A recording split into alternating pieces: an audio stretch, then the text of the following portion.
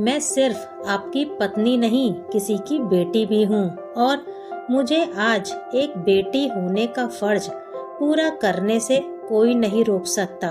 समझे मेरी बात? इसलिए मुझे रोकने और धमकी देने की तो तुम बिल्कुल भी कोशिश मत करना। अब हटो मेरे रास्ते से। रिद्धिमा ने अपने पति अनिकेत से कहा और घर से निकल गई, सीधा एयरपोर्ट पहुंच गई। इधर अनिकेत रिद्धिमा को जाता हुआ देख चुपचाप खड़ा ही रह गया, क्योंकि शादी के बाद इन 5 सालों में उसने पहली बार रिद्धिमा का ये विकराल रूप देखा था।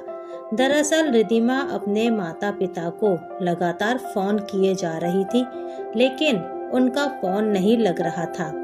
रिद्धिमा की माँ का फोन स्विच ऑफ और पिता का फोन लगातार व्यस्त आने से रिद्धिमा का मन किसी अनहोनी की आशंका से डर रहा था। आज ऑफिस के भी किसी काम में उसका मन नहीं लग रहा था। फिर उसने थककर ऑफिस के लंच ब्रेक में उसने अपनी मम्मी की पड़ोसी आंटी को फोन लगाया, लेकिन उनका भी फोन नहीं उठ रहा था। लेकिन फिर थोड़ी देर बाद ही उसके फोन की घंटी बजी। उठाकर देखा तो फोन आंटी का था। उसने तुरंत फोन उठाया और कहा, हेलो आंटी, नमस्ते, कैसी हैं आप और घर में सब कैसे हैं? आंटी ने कहा, सब ठीक है बेटा, तू कैसी है और घर में सब कैसे हैं? अभी आई तो देखा तेरा फोन आया हुआ था।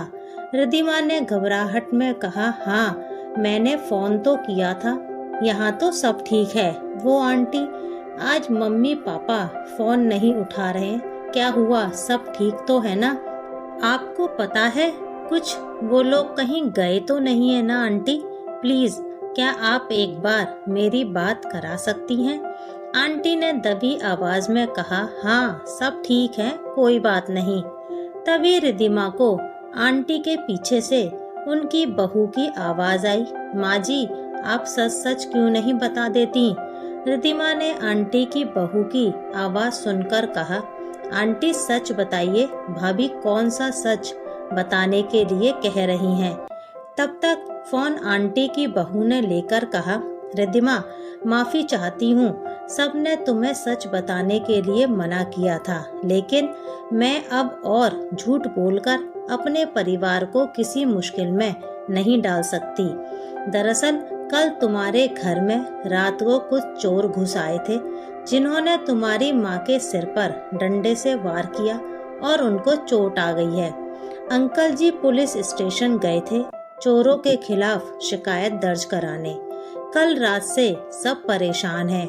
आज भी अंकल अस्पताल और पुलिस स्टेशन के चक्कर लगा रहे हैं। सबने आपको बताने से मना किया, लेकिन मुझसे रहा नहीं गया।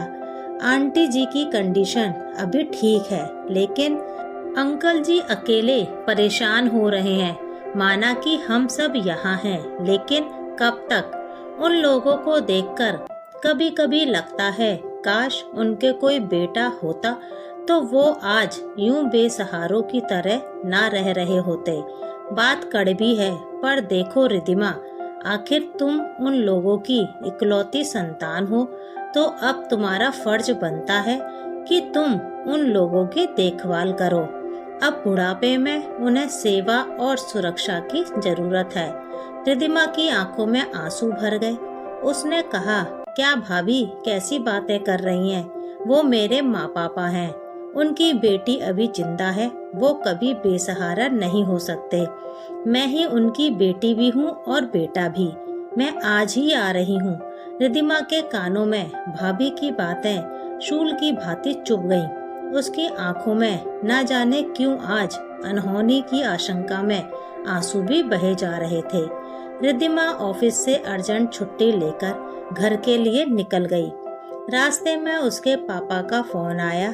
वो रिद्धिमा से बात करके ऐसे जता रहे थे जैसे सब कुछ सामान्य है, लेकिन तभी रिद्धिमा ने रुंधी हुई आवाज में कहा, क्या पापा, अपनी बेटी को इतना पराया कर दिया आपने कि मुझे बताना भी जरूरी नहीं समझा?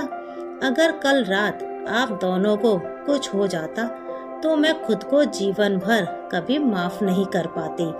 अच्छा छोड़िए इन बातों को, बताइए माँ कैसी हैं? अब आप चिंता मत कीजिए, मैं शाम तक पहुँच जाऊंगी। पापा, अभी सब कुछ ठीक है बेटा, तू ये सब जानकर खामखा परेशान होती, इसलिए तुझे नहीं बताया। ठीक है पापा, मिलकर बात करती हूँ। रिद्धिमा अपने माता पिता की इकलौती संतान थी, जिसे बड़ी मिन्नतों के बाद पाया था उसके माँ बाप ने। रिद्धिमा एक आत्मनिर्भर महिला थी, लेकिन कहते हैं ना कि ससुराल में चाहे बहू नौकरी करती हो चाहे ना करती हो, ससुराल वालों को बहू का मायके वालों से लगाव रखना बिल्कुल नहीं भाता।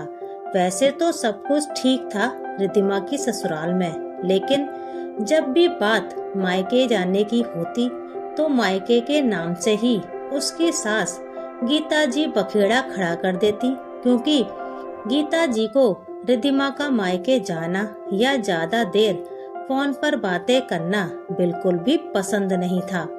ये सिर्फ सास की ही समस्या नहीं थी, रिद्धिमा के पति का भी वही हाल था। माँ बेटे बिल्कुल एक सी ही भाषा बोलते। परिवार में सास ससुर और रिद्धिमा अपने पति और दोनों बेटों के साथ रहती थी। गीता जी बात बात में रिद्धिमा को ताना देते हुए कहती, देख बेटा, हमने तो गलती कर दी इकलौती बेटी को अपनी बहू बनाकर, लेकिन तू भविष्य में ऐसा बिल्कुल भी मत करना। मैं तो सबको यही कहती समझाती हूँ, ऐसी बहुएं सिर्फ माता पिता की ही सगी हो पाती हैं, क्योंकि उनका सारा ध्यान अपने मायके पर जो होता है। इकलौती बहू होने के कारण ये जुल्म कुछ ज्यादा ही उस पर होते। रिद्धिमा घर आई तो देखा कि अनिकेत भी घर पर ही है। अनिकेत को घर पर देखकर रिद्धिमा ने कहा, अच्छा हुआ अनिकेत, तुम ऑफिस से जल्दी आ गए। माँ जी, मैं आज अपने मायके जा रही हूँ और सोच रही हूँ माँ पापा को साथ लेकर आऊंगी इस बार। गीता जी ने कहा, ये क्या नया नाटक है तुम्हारे माता पिता का? बहू, कोई जरूरत नहीं कहीं जाने की, समझी? वो यहाँ हमारे साथ मेरे घर में नहीं रह सकते। बहू, बुरा मत मानना, लेकिन तुम्हारी माँ के पिछले जन्म के कर्म ही अच्छे नहीं रहे, तभी तो वो एक बेटे को भी जन्म नहीं दे पाई जो बुढ़ापे में उनका सहारा बन सके।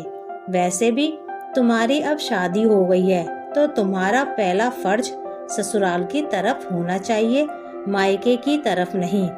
अब तुम मायका भूल जाओ, समझी? तभी पीछे से रिद्धिमा के पति ने अपनी माँ का साथ देते हुए कहा, माँ बिल्कुल ठीक कह रही हैं रिद्धिमा, जरूरत ही क्या है तुम्हें उन्हें यहाँ लाने की? तुम्हारे माँ पापा इतने भी बूढ़े नहीं हुए जो अपना ख्याल खुद ना रख सकें। पागल मत बनो, क्यों तुम उन्हें यहाँ रखकर अपने और हमारे सिर पर मुसीबत खड़ी करना चाहती हो? अगर फिर भी तुम्हें लगता है तो उनको बोलो कि एक आध नौकर रख लें। वैसे भी उन्हें पैसों की कोई कमी तो है नहीं।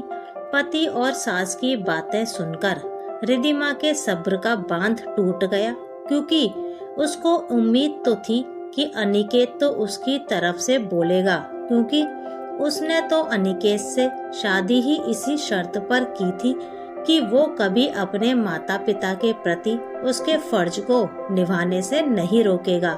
लेकिन हमेशा की तरह वही हुआ जो होता था। अनिकेत ने इस बार भी अपनी माँ का ही साथ दिया, लेकिन आज रिद्धिमा को अपने माता पिता का अपमान बर्दाश्त नहीं हुआ। गुस्से में रिद्धिमा ने बोला, मिस्टर अनिकेत, मैं अपने माता पिता के स्वाभिमान से समझौता नहीं करूंगी, समझे? और जो तुम मुझसे कह रहे हो, फिर तो ये बात तुम्हारे माँ बाबूजी के साथ भी लागू होती है। फिर तुम आज ही अपने माँ बाबूजी को गांव छोड़कर आ जाओ, क्योंकि इतने बूढ़े तो ये नहीं हुए कि वो अपना ख्याल खुद ना रख सकें, और मान लो ना रख पाए तो कह दो नौकर रख लेंगे। हमारे सिर पर हमने ये मुसीबत क्यों रखी है? वैसे भी तुम तो अपने ही माता पिता को अपने साथ नहीं रखना चाहते थे, लेकिन बाबूजी की तबीयत की वजह से मेरे मनाने पर लेकर आए और माँ जी मायका भूल जाऊं क्योंकि मेरी शादी आपके बेटे से हो गई है। तो मैं एक बात आप सबको याद दिला दूं कि मेरे माता पिता से ही मेरा वजूद जुड़ा है, जिसको भूलना मेरे लिए तो नामुमकिन है। जिस तरह आप लोगों ने अनिकेत को पढ़ा लिखाकर आत्मनिर्भर बनाया है, उसी तरह मेरे माता पिता ने भी मुझे पढ़ाया लिखाया, इस काबिल बनाया कि मैं खुद के बलबूते पर उनका ख्याल रख सकती हूँ। हाँ, लेकिन एक बार खुद के गिरेबान में झांक कर देखिए कि क्या अनिकेत आपकी सेवा कर पाएगा। जवान संभाल कर बात करो रिद्धिमा, तुम मेरे सामने मेरे माता पिता का अपमान नहीं कर सकती, वरना मुझसे बुरा कोई नहीं होगा। अनिकेत ने गुस्से में चीखते हुए कहा। चिल्लाओ मत मिस्टर अनिकेत, चिल्लाना मुझे भी आता है। खुद के माँ बाप पर बात आई तो गुस्सा आ गया। क्या बात है, और मेरे माता पिता का कोई सम्मान नहीं? क्यों, क्या जान सकती हूँ मैं जिस तरह तुम्हें अपने माता पिता के लिए बुरा लगता है, उसी तरह मुझे भी बुरा लगता है। और दूसरी बात ये, अभी जो ज्ञान तुमने मुझे दिया ना, फिर कभी किसी को मत देना, वरना लोग तुम्हारे साथ साथ तुम्हारी परवरिश पर भी सवाल खड़े कर देंगे। तुम शायद अपने माता पिता के साथ ऐसा कर सकते हो, लेकिन मैं अपने माता पिता के साथ कभी ऐसा नहीं कर सकती। रिद्धिमा ने अपने कमरे में जाकर अपना बैग पैक कर कर अपने दोनों बेटों को साथ लेकर निकलने लगी तो सास ने कहा, रिद्धिमा, अगर आज तुमने मेरे घर से बाहर बिना हमारी इजाजत के कदम निकाला तो फिर इस घर से तुम्हारा कोई रिश्ता नहीं होगा। फिर पड़ी रहना जिंदगी भर अपने मायके अपने माता पिता की सेवा करती हुई, समझी? और दूसरी बात, तुम्हें जाना है तो तुम जाओ, मेरे पोते तुम्हारे साथ कहीं नहीं जाएंगे। रिद्धिमा ने घर से निकलते हुए गुस्से में कहा, माँ जी, पहली बात, ये घर आपका नहीं मेरा है, क्योंकि ये घर मैंने अपनी मेहनत की कमाई और अपने पिता के सहयोग से लिया है। विश्वास ना हो तो अपने बेटे से पूछ लीजिए। दूसरी बात, मेरे बेटे हमेशा मेरे साथ रहेंगे। इन्हें मैं आप लोगों के साथ छोड़कर आप लोगों जैसा मतलबी नहीं बनाना चाहती। इसलिए इस घर से जाने और घर में आने के लिए मुझे किसी की इजाजत की जरूरत नहीं, और ना ही मुझे इस घर में आने से कोई रोक पाएगा। और हाँ, एक बात और, आप मेरी माँ के पिछले जन्मों के कर्मों की चिंता ना करें, क्योंकि मेरी माँ को बेटे की जरूरत नहीं। उन्होंने अपनी बेटी को इस काबिल बनाया है कि मैं उनका ख्याल रख सकूं। उनकी बेटी ही काफी है उनके लिए। वैसे अच्छा होगा अगर आप एक नजर अपने कर्मों पर भी डाल लेती तो। उसकी नजर अनिकेत की निगाहों पर पड़ी, जो उसको गुस्से से घूर रहा था। रिद्धिमा ने अपने आंसू पोंछते हुए अनिकेत से कहा, अनिकेत, भूलो मत, भले ही तुम 2 बेटों के बाप हो, तुम्हारे पास बेटियां और बहनें दोनों ही नहीं, इसलिए शायद तुम्हें मेरे और मेरे माता पिता के दर्द का एहसास भी नहीं, लेकिन वक्त सबका आता है, समझे? कहीं ऐसा ना हो जहां आज मेरे माँ पापा खड़े हैं, कल तुम बेटे होने के बावजूद वही खड़े रहो। कहकर रिद्धिमा घर से निकलकर अपने मायके पहुंच गई। रिद्धिमा और बच्चों को देखकर उसके मम्मी पापा बहुत खुश हुए। अगले दिन अनिकेत भी सुबह सुबह वहां पहुंच गया। अनिकेत को देखकर रिद्धिमा को आश्चर्य हुआ कि आखिर ऐसा क्या हुआ जो अनिकेत यहाँ आ गए। अगले दिन रिद्धिमा अपने माँ पापा को अपने साथ ले जाने की जिद करने लगी तो रिद्धिमा के पापा ने कहा, अनिकेत बेटा, तुम इसको समझाओ कि ये अपनी जिद छोड़ दे, हम दोनों यहाँ ठीक हैं। अब अनिकेत ने कहा, समझना रिद्धिमा को नहीं बाबूजी आपको है। अगर उस रात भगवान ना करे कोई अनहोनी हो जाती तो इसलिए जिद छोड़िए और हमारे साथ चलिए। रिद्धिमा और अनिकेत माँ बाबूजी को मनाकर अपने साथ घर ले आए। लेकिन रिद्धिमा ने अपने माता पिता को अपने साथ घर ले जाने की बजाय वहीं उसी बिल्डिंग के दूसरे फ्लैट में लेकर गई। जो अनिकेत ने रिद्धिमा को अकेले में बुलाकर कहा, रिद्धिमा ये सब क्या है, तुम माँ बाबूजी को घर क्यों नहीं ले चल रही?